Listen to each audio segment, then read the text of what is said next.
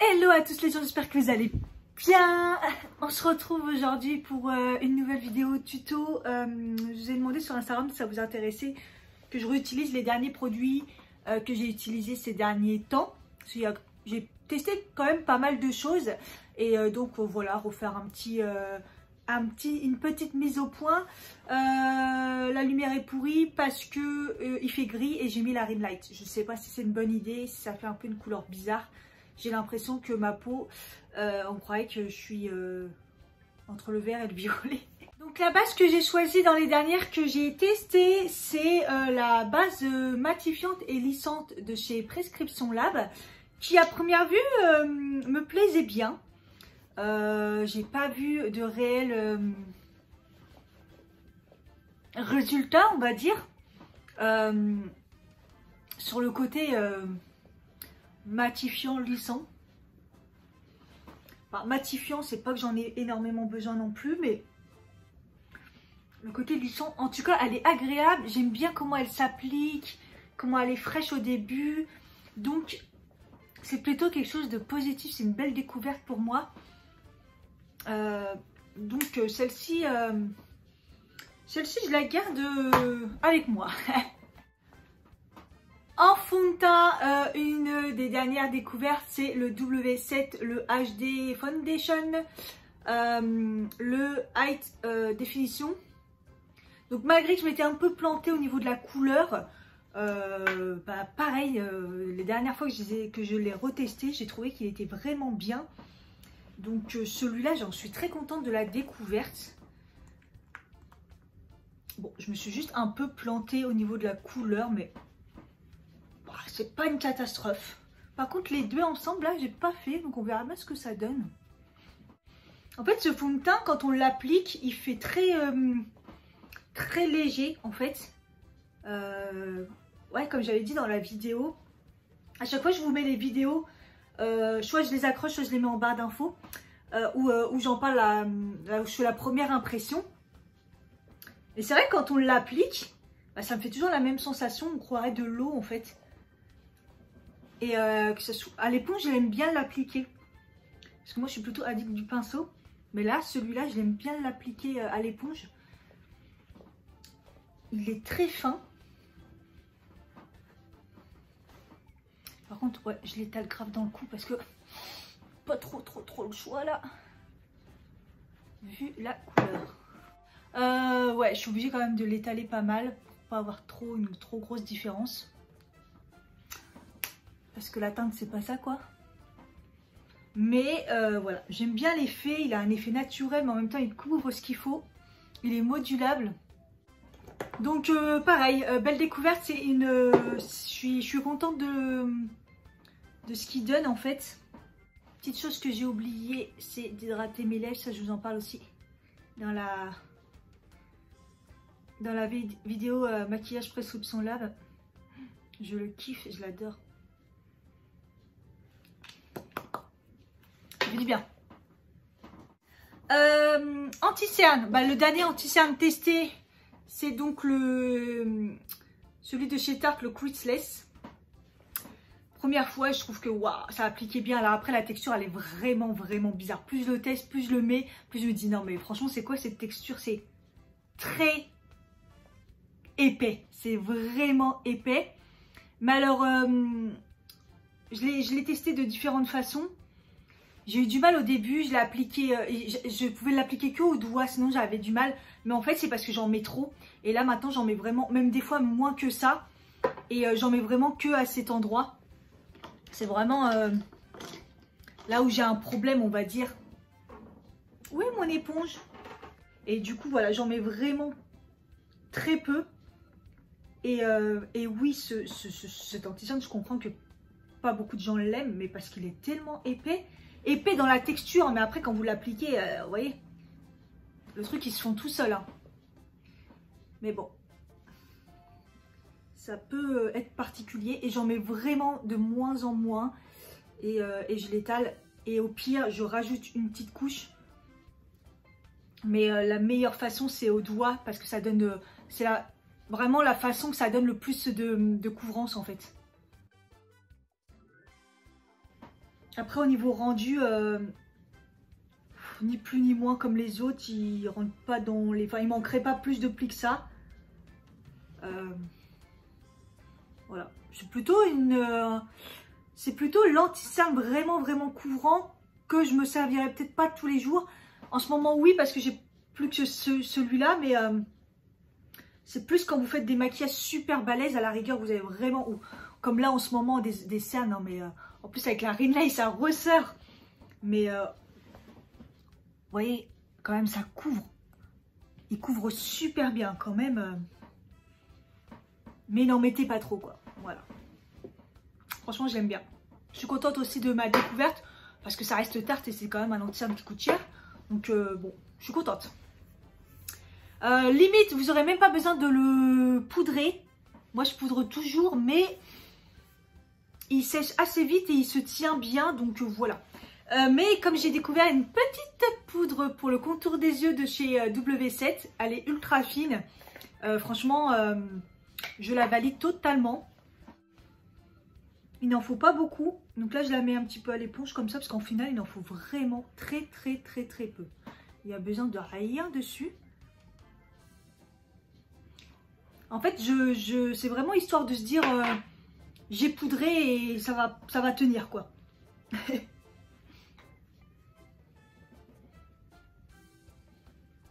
Je l'ai déjà appliqué sur la peau aussi, RAS, hein, très fine. Donc après, je rappelle que j'ai la peau sèche, normale, déshydratée, donc j'ai pas de problème de brillant, j'ai pas de problème de tenue. En règle générale, si vraiment ça tient pas, c'est qu'il y a un gros problème. Alors, vous voyez, elle a tendance à éclaircir un petit peu. Hop. J'enlève le surplus. Mais elle fait vraiment... Elle est vraiment pas mal. Pour poudrer, j'ai ressorti la poudre de chez Avril parce que je ne l'ai pas beaucoup testée. Et à chaque fois que je la mets, je me dis... en fait, elle est trop bien cette poudre. La première impression était un peu moyenne, même si j'ai eu un doute sur le fait qu'elle lisse. Et en fait... bah, j'aime bien, donc je la garde parce que c'est pas le genre de poudre normalement que j'utilise comme ça, compacte. Enfin, celle que j'aimais vraiment, l'année dernière, c'était la Fit Me. Mais elle était beaucoup plus légère, la Fit Me. Mais, malgré qu'elle soit en plus un petit peu foncée, en plus là, avec un fond de teint qui est aussi un peu foncé, je la trouve vraiment bien. Elle est très fine, au final, on ne croirait pas, mais...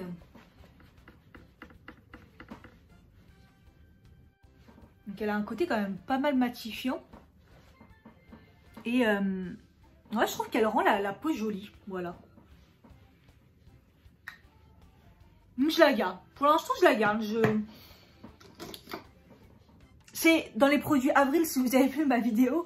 Franchement, c'est quand même le truc Avril qui s'en sort bien dans l'histoire. Alors, je vais faire mes sourcils... Bah, je suis toujours sur le Golden Rose au niveau du crayon et le mascara, bah, toujours celui de chez Emma. C'est les derniers que j'ai achetés et que j'utilise, hein, rien de nouveau. Par contre, au niveau de mes sourcils, j'ai tendance à les faire un peu différemment. C'est-à-dire qu'avant, je les travaillais de ouf. Et là, de moins en moins, en fait, je fais juste le trait en dessous, au niveau de ma tête, hein, parce que c'est un peu le problème. Je fais des petits traits, mais des petits traits, vous voyez, vraiment vite fait. Et après, oulala. Et après, je retravaille juste un petit peu le haut comme ça pour rééquilibrer, parce qu'en plus, moi, j'ai une cicatrice, donc il manque des poils. La dernière fois, j'ai fait une vidéo de montage, j'ai dit, mais j'ai oublié de régler l'histoire là. On voyait grave ma cicatrice. Bon, ouais, c'est pas grave, mais bon, voilà. Et vous voyez, je travaille plus le haut ici. Je fais plus structuré comme avant, de malade, je sais pas. Tout d'un coup, j'ai eu un... Alors après, oui, parce que mes sourcils se sont arrangés aussi. Hein. Ça y est, ma tête, on peut dire que ça y est, elle a vraiment repoussé. Hein. Ça aurait mis des années. Patience, hein, pour ceux qui ont des problèmes de pouce au niveau de la tête. Un petit conseil, hydratez-les, ça change tout. Quand j'ai commencé à hydrater mes sourcils, là, il y a 2 ans, bah, c'est là que j'ai vu une différence. On ne croirait pas, mais et voilà. Voilà. Donc là, en fait, je travaille vraiment plus au niveau de la queue. Voilà, je travaille plus le haut. ouais, j'ai complètement changé à ce niveau-là. En fait, ça fait un côté encore plus naturel et je les mets vers le haut. Voilà, la tendance des poils, des sourcils bien vers le haut et tout. 10 ans après, bah voilà, ça y est, 10 ans après, je l'ai refait.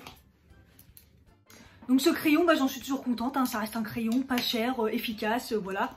Et du coup, bah, après, je mets mon mascara à sourcils de chez Emma, qui est vraiment bien, en fait, voilà. J'utilisais grave le Primark, je trouvais qu'il tenait encore plus le Primark. Mais bon, celui-là, il est bien, hein, c'est un petit prix. Je le trouve de moins en moins, je me demande s'il existe encore.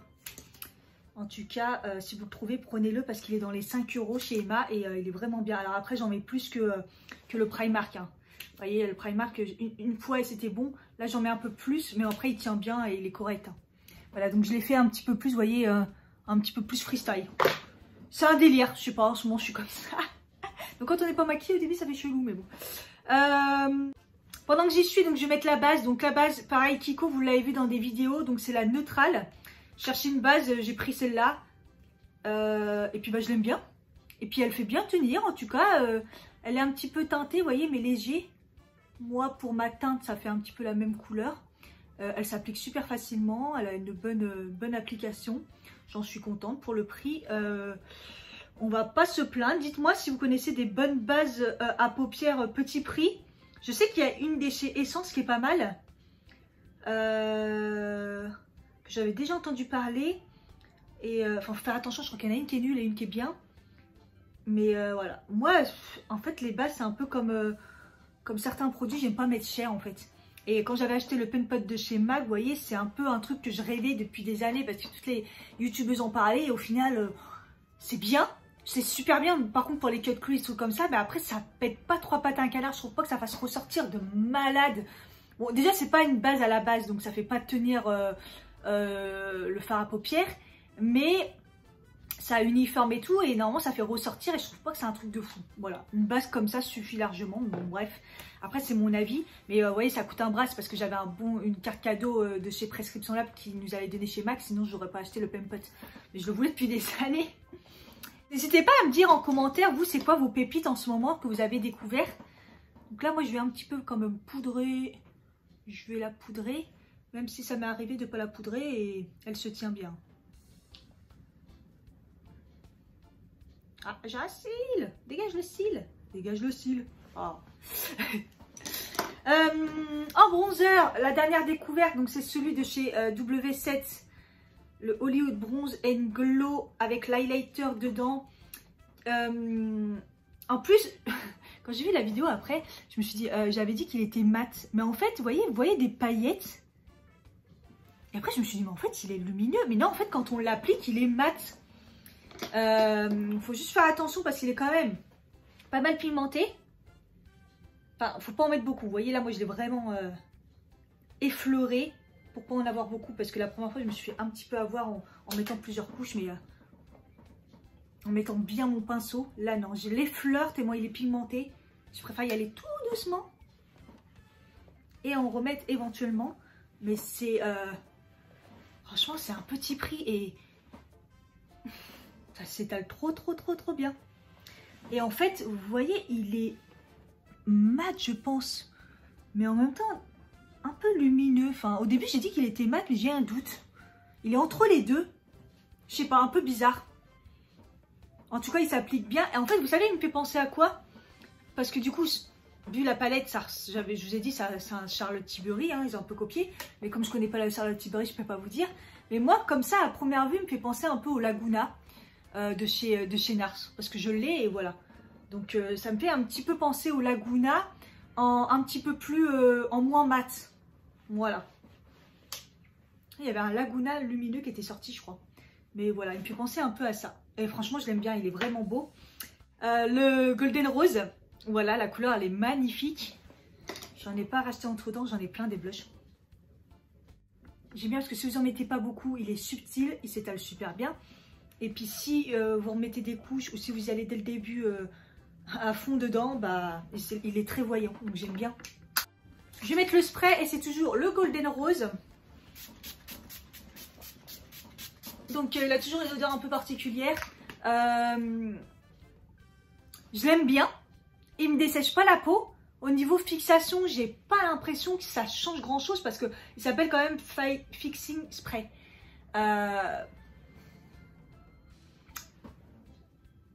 Il est bien, j'ai trouvé mieux. Je dirais oui. Mais c'est pas un truc de fou. Voilà. Donc, je vais mettre le petit highlight qui est aussi dans la palette.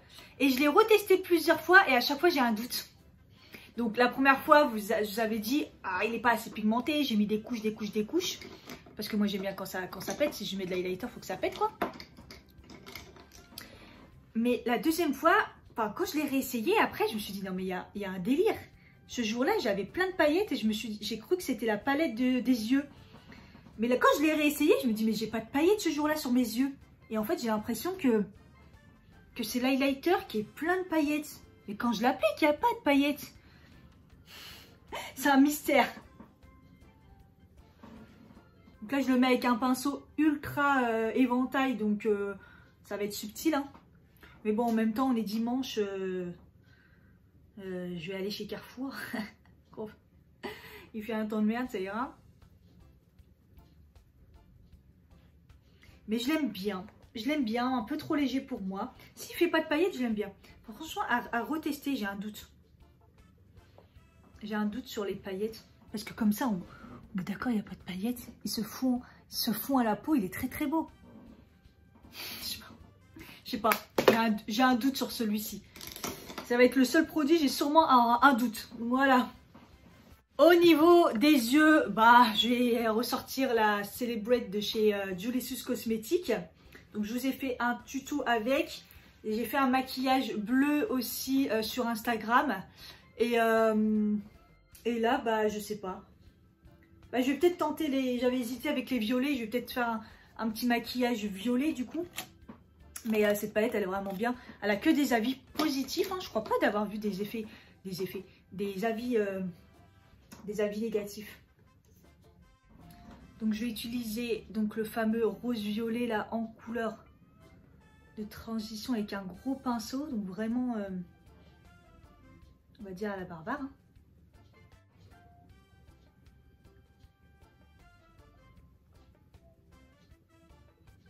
Ensuite, je vais prendre la couleur juste en dessous, le 2019. Je vais y aller tranquille parce que c'est très pigmenté et avec un pinceau fluffy quand même. Très diffus. Je refais aussi grossièrement dans le creux. Comme ça, ça va créer naturellement un dégradé avec la couleur que j'ai mis au-dessus. Voilà, donc j'ai fait exprès de prendre un pinceau quand même assez diffus pour pas pour que ça soit très léger. Je reprends la couleur du début, le pinceau du début, j'estompe pour que ça soit propre, comme d'hab. Un pinceau plat et encore la couleur d'en dessous, le New Me. Que je mets sur la paupière mobile du coup, en extérieur.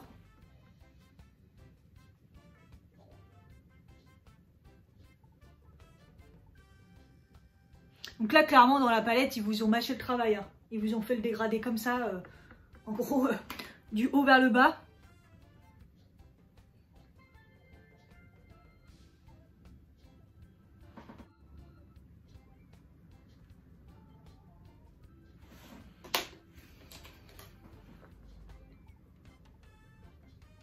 Voilà, j'essaie d'estomper un petit peu. Je prends un autre pinceau plat et je vais prendre la couleur encore en dessous. Voilà. En fait, c'est un dégradé de plus en plus foncé. Et je vais la mettre sur l'extérieur. Mais voilà, vraiment extérieur, quoi. Vraiment le coin. J'avoue, les couleurs se ressemblent vraiment beaucoup, en fait. Je vais prendre un pinceau beaucoup plus précis avec la couleur que je viens de prendre, la foncée. Et du coup, je vais fondre comme ça à l'extérieur. Hop. Je vais pas jusqu'au bout de l'œil. J'ai essuyé mon pinceau et bah, j'essaye de dégrader à ce niveau-là. J'ai eu aucune chute. Franchement, ça fait plaisir. J'essaye de bien travailler mon creux là, enfin mon triangle.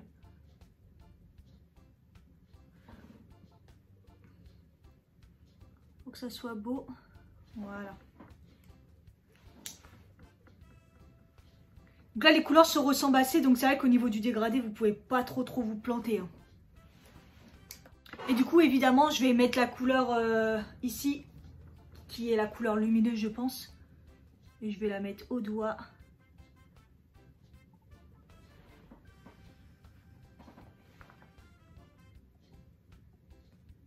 Qui est... Ouh. Elle est très belle. Hein. Mais...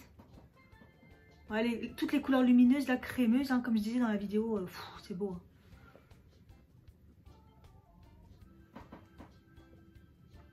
J'aime bien, c'est beau. Bon là par contre j'ai eu des petites chutes.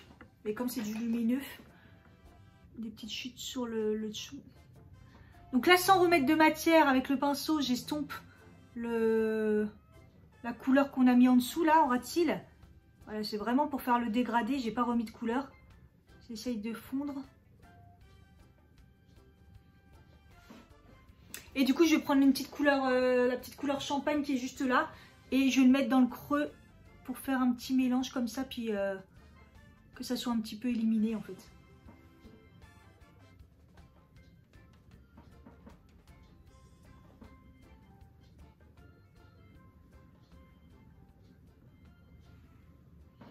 J'aurais cru que vous voyez que ça soit un petit peu plus lumineux, c'est un peu foncé. Donc du coup, ça rajoute une petite touche de lumineux quand même. Je le remonte un peu là dans le creux. Voilà, c'est pas mal. Niveau crayon, crayon noir c'est toujours le Kiko et j'ai mis du coup Kiko aussi le rose fuchsia dans la muqueuse du bas. C'est pas des nouveautés mais c'est des crayons que j'utilise toujours.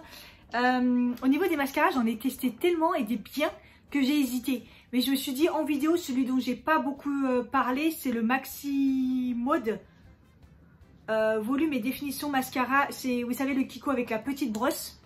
La première impression était bof, était bien mais bof. Et je l'ai retesté et la dernière fois j'ai kiffé et j'ai trouvé qu'il me faisait des cils de malade. Donc au final voilà. En fait la première fois je sais pas, j'avais l'impression que ça me faisait des paquets. Ou la deuxième fois que j'ai réutilisé je sais plus.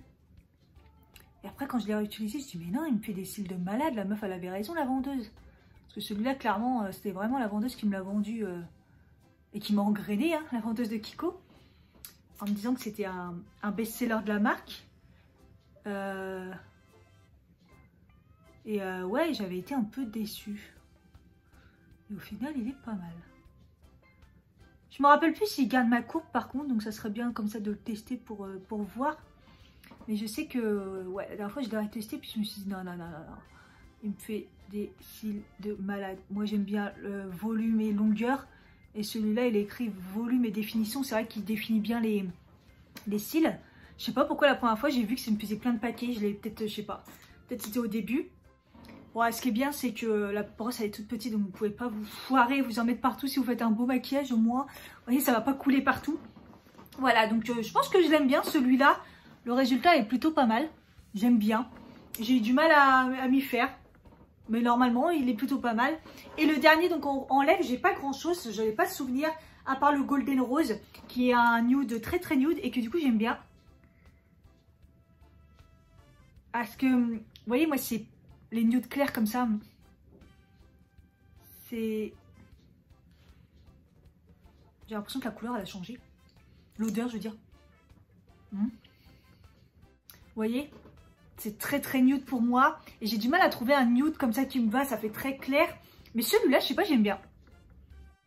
C'est vrai que là, du coup, ça fait un peu trop nude par rapport aux yeux. Mais bon, on va se contenter de ça. Et voilà pour le résultat.